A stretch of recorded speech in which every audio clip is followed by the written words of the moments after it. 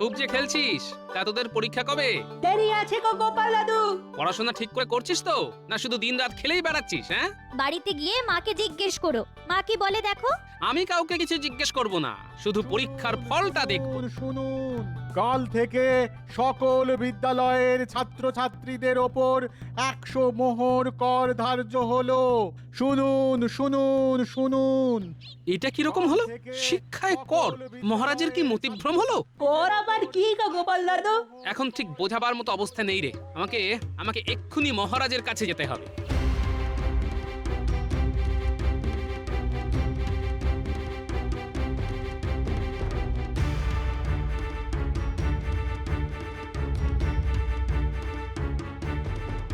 মন্ত্রীমশাই, শিক্ষায় কর, এটা মহারাজ কি করলেন? মহারাজের বুদ্ধি তোমার থেকে অনেক গুণ বেশি, সেটা কি তুমি জানো না? হ্যাঁ, মাঝে মাঝে মহারাজের কাজকর্ম দেখে আমার তা মনে হয় না। তুমি কি বলতে চাইছো? মহারাজ বোকা? ওটা আপনি বললেন, বুদ্ধির কথা আপনি তুললেন। তুমি একজন রাজ কর্মচারী হয়ে রাজার আদেশ অমান্য করছো।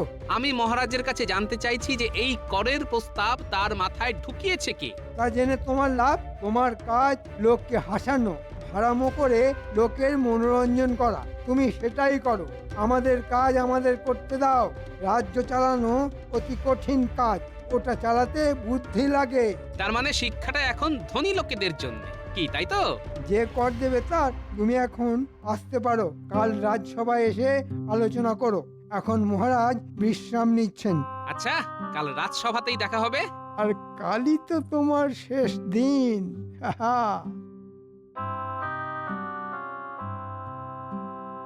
মহারাজ, আমার একটা প্রশ্ন আছে। প্রশ্ন বলো শুনি। এখন থেকে বিদ্যালয়ে পড়তে গেলে 100টা মোহর কর দিতে হবে? হ্যাঁ গোপাল, আসলে রাজকোষের অবস্থা তো খুবই সঙ্গীন, তাই রাজকোষে অর্থ না এলে উন্নয়ন যে থমকে যাবে। আমি মানলাম মহারাজ, রাজ্যের উন্নতির জন্য অর্থের প্রয়োজন, কিন্তু প্রাথমিক শিক্ষাটুকুর জন্য কর, এটা মানা যাচ্ছে না মহারাজ। তোমার মানা না মানাতে কিছু যায় আসে না। মহারাজ আদেশ দিয়েছেন এবং আমাদের সবাইকে মানতে হবে। মহারাজ, আমি করজোড়ে অনুরোধ করছি, এই আদেশ আপনি প্রত্যাহার করুন, না হলে রাজ্যে অশান্তি দেখা দেবে মহারাজ। গোপাল কি হুমকি দিচ্ছে? গোপাল, তুমি কি হুমকি দিচ্ছ? গোপাল, তুমি মহারাজের আদেশ না মেনে অত্যন্ত অন্যায় করছো।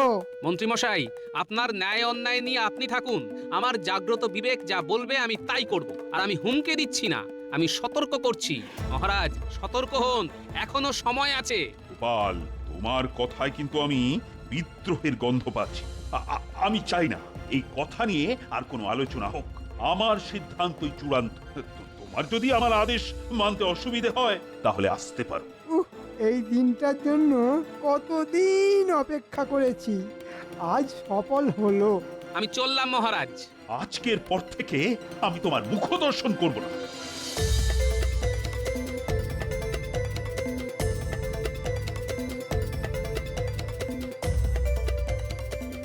গোপাল দাদা, ন্যাপলা গুলটে পুটিদের আজ পাঠশালা থেকে ফিরিয়ে দিয়েছে 100 মোহর দিতে পারেনি বলে।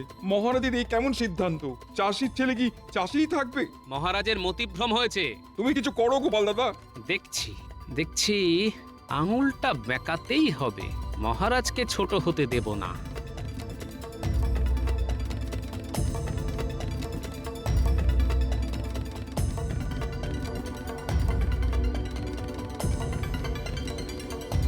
এই সংবাদ শোনালে দূত, মহারাজ কৃষ্ণচন্দ্র গোপালকে রাজসভা থেকে বিতাড়িত করেছে। হ্যাঁ মহারাজ, প্রাথমিক শিক্ষায় 100 মোহর করে কর বসানোর প্রতিবাদে গোপালকে মহারাজ কৃষ্ণচন্দ্র বরখাস্ত করেছেন। হ্যাঁ, প্রাথমিক শিক্ষায় 100 মোহর কর। হ্যাঁ, এই কার বুদ্ধিতে মহারাজ কৃষ্ণচন্দ্র এই সিদ্ধান্তটা নিলেন? হ্যাঁ, ওই অতি বুদ্ধিমান মন্ত্রীর বুদ্ধিতে নিশ্চয়ই। হ্যাঁ,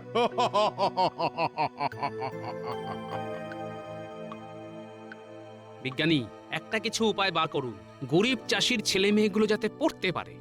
আমি আমি একটা যন্ত্র আবিষ্কার করেছি, তার নাম পেরিস্কোপ।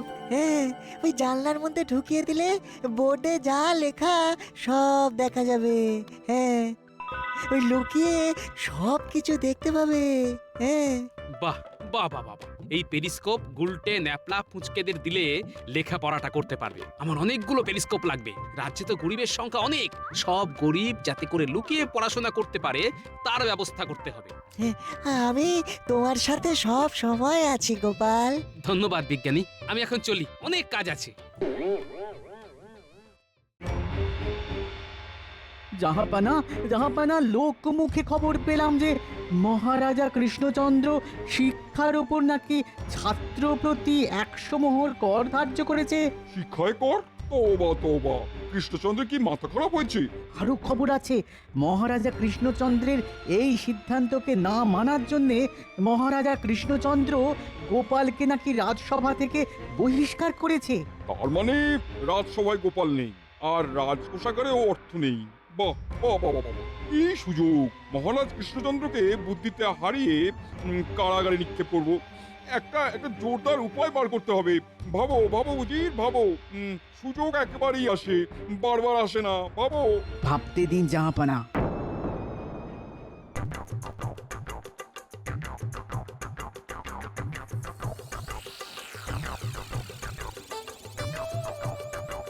পেরিস্কোপটা দিয়ে ঠিকঠাক পড়তে পারছিস তো গুলটে? হ্যাঁ গো গোপাল দাদু, এই দেখো না, পণ্ডিত মশাই যা যা লিখছেন তা সবটা খাতায় লিখছি।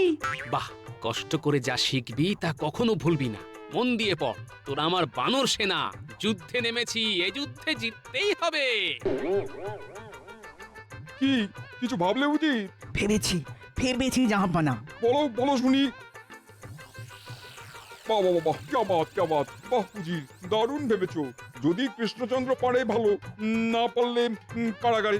গোপাল নেই তখন আশা না করাই ভালো। দেখি কৃষ্ণচন্দ্র তুমি এবার কিভাবে বাঁচো।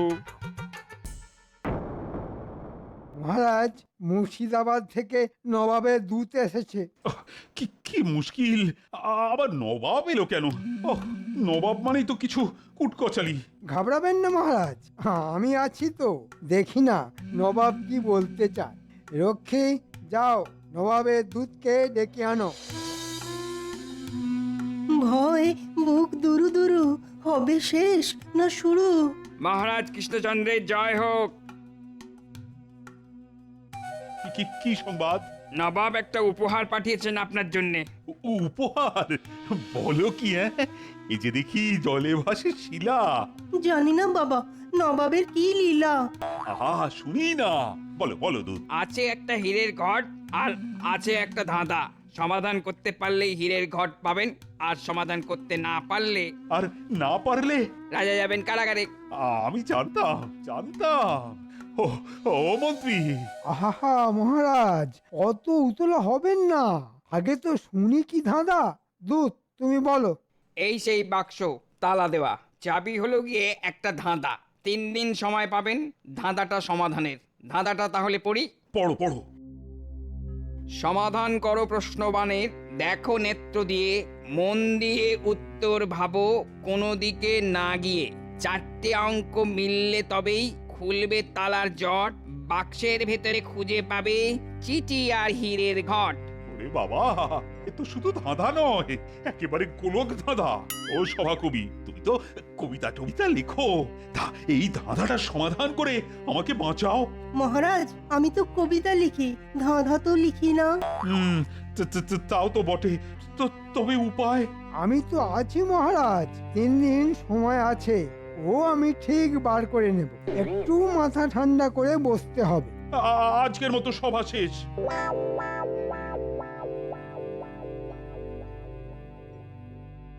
মহারাজ, আপনাকে চিন্তিত দেখছি, কোনো সংকট এসেছে? হ্যাঁ রানী, আজ নবাবের দূত এসে একটা ধাঁধা সমাধানের জন্য দিয়ে গেছে। বলেছে সমাধান করলে হীরের ঘট পাবো, আর না পারলে কারাগারে যাব। শক্ত ধাঁধা, ও রাজসভায় কেউ পারেনি। কেন, গোপাল পারেনি? হ্যাঁ, মানে তোমাকে তো অনেক কিছু বলা হয়নি। মানে গোপালকে আমি বরখাস্ত করেছি। সর্বনাশ! সে কি? কেন? সে অনেক কথা, এখন এ কথা বলার মতো মনের অবস্থা আমার নেই। সে আপনি যাই করুন, আমার মনে হয় এই বিপদ থেকে আপনাকে উদ্ধার করতে পারে একমাত্র গোপাল।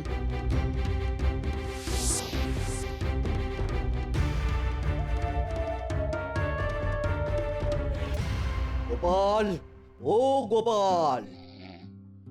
এই ওগো, ওগো শুনছো? রাজার পেয়াদা তোমাকে ডাকছে। আমায় আবার ডাকাডাকি কেন? আমি তো নেই। হ্যাঁ? নেই মানে? জল জ্যান্ত আছো। আমি তো আছি, কিন্তু মহারাজের কাছে তো নেই। মহারাজ তো আমাকে বরখাস্ত করেছেন। সে তুমি যাই বলো, মহারাজ তোমাকে ভালোবাসেন। হ্যাঁ। আবার ঠেকায় পড়েছেন, তাই এত ডাক। যাচ্ছি যাচ্ছি।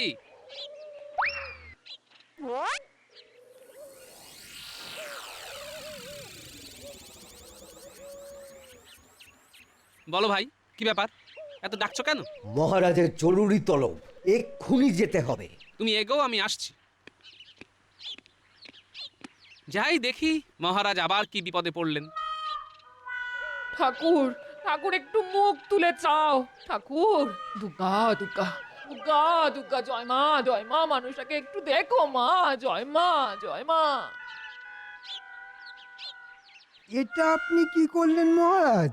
ওই রাজদ্রোহী গোপালকে আবার ডাকলেন? সাধ করে কি আর ডেকেছি? ওই গোলক ধাঁধার ফাঁদে পড়ে ডাকা হয়েছে। তুমি কি ধাঁধার সমাধান করতে পেরেছো মন্ত্রী? মানে চেষ্টা চলছে, হয়ে যাবে হয়ে যাবে। যদি না হয়, না হলে তবে তো আমায় কারাগারে যেতে হবে। প্রণাম মহারাজ। এটা কি ধরনের বেয়াদবি গোপাল? আগে আপনি তো আমার মুখ দেখবেন না বলেছেন। রাজাজ্ঞা অমান্য করি কি করে মহারাজ? আচ্ছা আচ্ছা আচ্ছা, আমার ঘাট হয়েছে। ফেরো ফেরো আমার দিকে।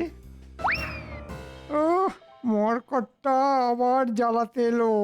বলুন মহারাজ, আপনার কি সেবায় লাগতে পারি? মন্ত্রী, শোনাও ধাঁধাটা। ও গোপাল, তোমাকে কিন্তু এর সমাধান করতেই হবে। সমাধান করো প্রশ্নবাণের, দেখো নেত্র দিয়ে, মন দিয়ে উত্তর ভাবো কোনো দিক না গিয়ে। 4টে অঙ্ক মিললে পরেই খুলবে তালার জট, বাক্সের ভিতরে খুঁজে পাবে চিঠি আর হীরের ঘট। তা মহারাজ, আমি তো মুখ্য সূক্ষ্ম মানুষ, যাতে নাপিত। আমি কি পারবো? পারলে তুমি পারবে গোপাল, না পারলে আমাদেরই ফাটা কপাল। মহারাজ, আমি এই ধাঁধা সমাধানের বুদ্ধি লাগাতে পারি, কিন্তু আমার একটা শর্ত আছে। শর্ত? হ্যাঁ মহারাজ, শর্ত। শিক্ষা খাতে যে কর বসিয়েছিলেন সেটা তুলে দিতে হবে। দেখলেন মহারাজ, গোপালের বজ্জাতিটা দেখলেন? ও কিরকম চাপ দিচ্ছে। তুমি থামো। কর তুলে দিলাম, ঠিক আছে, কিন্তু আমারও একটা শর্ত আছে। তুমি যদি না পারো, তবে তুমি আমার এই রাজ্য থেকে চিরকালের মতো চলে যাবে। রাজি? রাজি। নিন মন্ত্রী মশাই, এক একটা করে লাইন বলুন। সমাধান করো প্রশ্নবাণের। প্রশ্নবান, 5এ পঞ্চবান। তারপর দেখো নেত্র দিয়ে। দাঁড়ান। দেখো নেত্র দিয়ে। নেত্র 3এ নেত্র মানে 53। তারপর মন দিয়ে উত্তর ভাবো কোনো দিক না গিয়ে। কোনো দিক না গিয়ে। দিক 10এ দিক, তার মানে 53 10 5 3 1 0। মহারাজ, নিয়ে আসতে বলুন বাক্সটা। সংখ্যা মিলিয়ে বাক্সটা খুলি।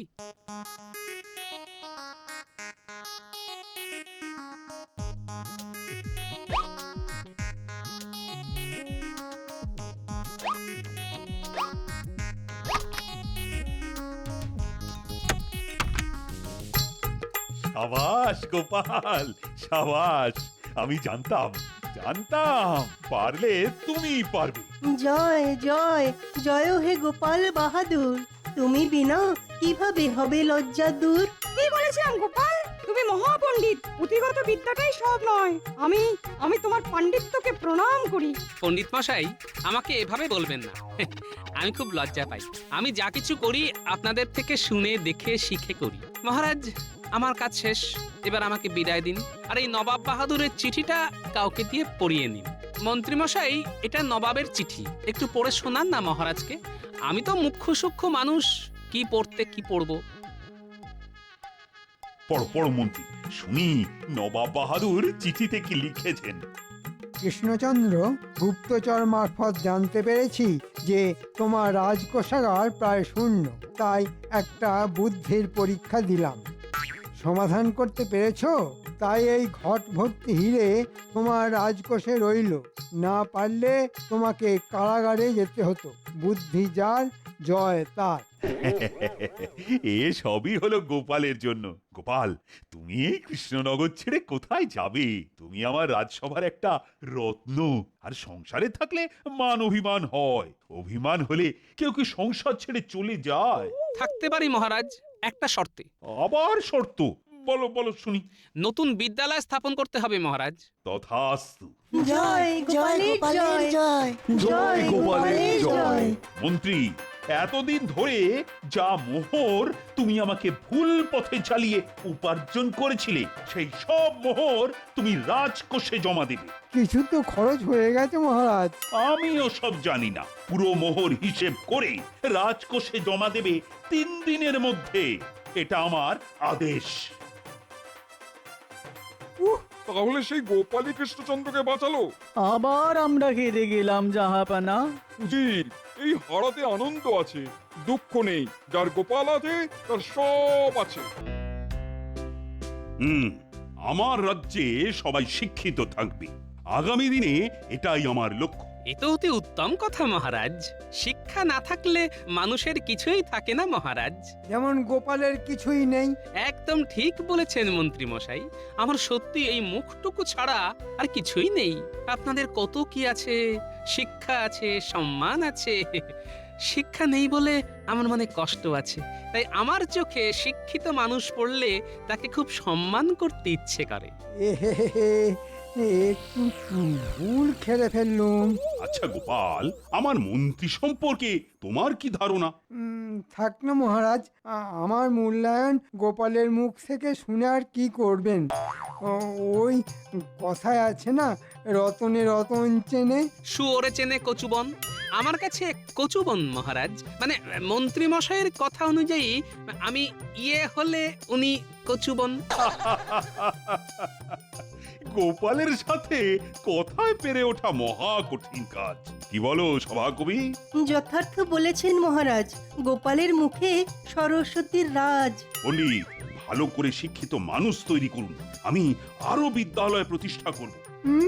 দান ছত্র করে করে রাজকোষাগার শূন্য, তার উপর আবার নতুন বিদ্যালয়ের পরিকল্পনা।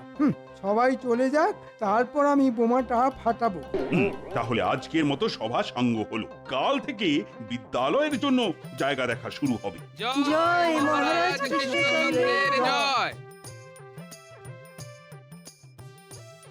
কি হলো, কিছু বলবে নাকি মন্ত্রী? মহারাজ, রাজকোষ শূন্য হতে চলেছে। এই মুহূর্তে আমাদের হিসেব করে চলতে হবে। বলো কি, সত্যি নাকি? সত্যি মহারাজ।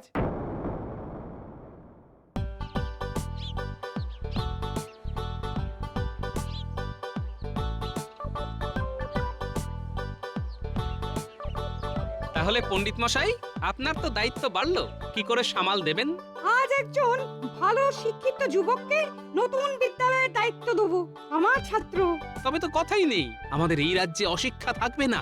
শিক্ষা পায়নি বলে আমার খুব কষ্ট পণ্ডিত মশাই। গোপাল, তোমার মুখে তো মা সরস্বতী বসে আছেন। শিক্ষা কি পুঁথিতেই আটকে থাকে?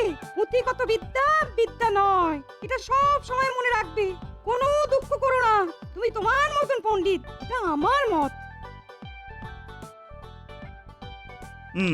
তো তোমরা তো সব শুনলে, এবার বলো তো আমাদের এখন কি কর্তব্য? মহারাজ, এই অবস্থায় আমাদের নতুন বিদ্যালয় স্থাপনের জন্য অর্থ ব্যয়ের কোনো প্রয়োজন নেই। আমাদের যা বিদ্যালয় আছে তাতেই অস্থির। তুমি ঠিকই বলেছো মন্ত্রী। গোপাল, তোমার কি মত? মহারাজ, আমি একজন অশিক্ষিত মানুষ। আমার এই মোটা মাথায় একটা পরিকল্পনা এসেছে। বলো শুনি। আমাদের দেশ কৃষি প্রধান দেশ। আমরা যদি চাষিদের শিক্ষিত করতে পারি তাহলে চাষাবাদ বাড়বে, ফলন বাড়লে চাষিদের আয় বাড়বে, চাষিদের হাতে বেশি অর্থ এলে রাজ্যের আয় বাড়বে মহারাজ। বাহ, খুব ভালো প্রস্তাব। গোপালের মাথা থেকে এর থেকে ভালো আর কি বের হবে? হ্যাঁ, আমার পেটে খিদের আগুন জ্বলছে, আর তুমি বললে জমিতে বীজ ছড়িয়েছি, ধান হবে, তা থেকে চাল হবে, তারপর ভাত। সহজ উপায় কিছু আছে? না মন্ত্রী মশাই, এর থেকে সহজ রাস্তা আমার জানা নেই। তাহলে চুপ থাকো। মহারাজ, আমার মাথায় একটা দুরন্ত পরিকল্পনা এসেছে, কিন্তু মহারাজ আমি ওটা আপনার সাথে একান্তে আলোচনা করব। ঠিক আছে মন্ত্রী, মন্ত্রী ছাড়া সবার ছুটি। যাও যাও সবাই।